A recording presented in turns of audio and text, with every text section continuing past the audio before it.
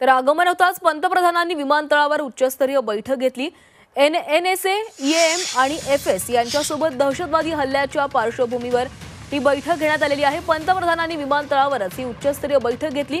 दहशतवादी हल्ल्याच्या पार्श्वभूमीवर ही बैठक झालेली आहे। दौऱ्यातून परतल्यानंतर दिल्लीतच ही बैठक पार पडली।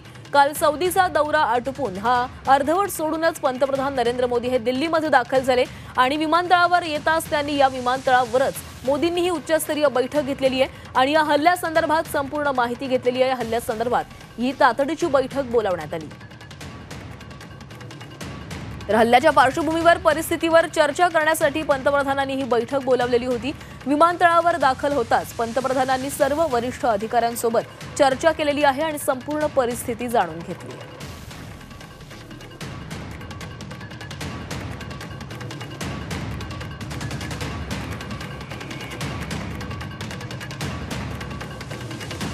तर पंतप्रधान नरेंद्र मोदी यांनी ही तातडीची बैठक घेतली।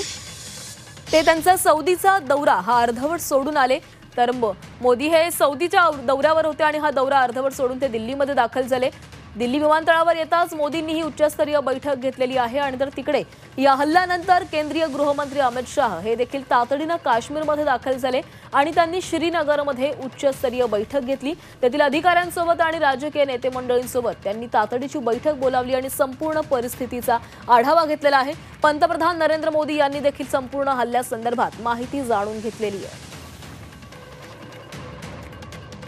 तर आता केंद्र सरकार देखील अलर्ट मोडवर आलेला आहे। पंतप्रधान मोदींकडून देखील आता बैठक बोलावण्यात आलेली होती। या बैठकीमध्ये चर्चा झालेली आहे। संपूर्ण परिस्थितीचा आढावा मोदींकडून घेण्यात आलेला आहे। तर तिकडे अमित शाह देखील श्रीनगरमध्येच आहेत आणि त्यांनी देखील उच्चस्तरीय बैठक घेत संपूर्ण परिस्थिती नेमकी काय होती, कशा प्रकारे ही घटना घडली हा संपूर्ण तपशील जाणून घेतला आहे।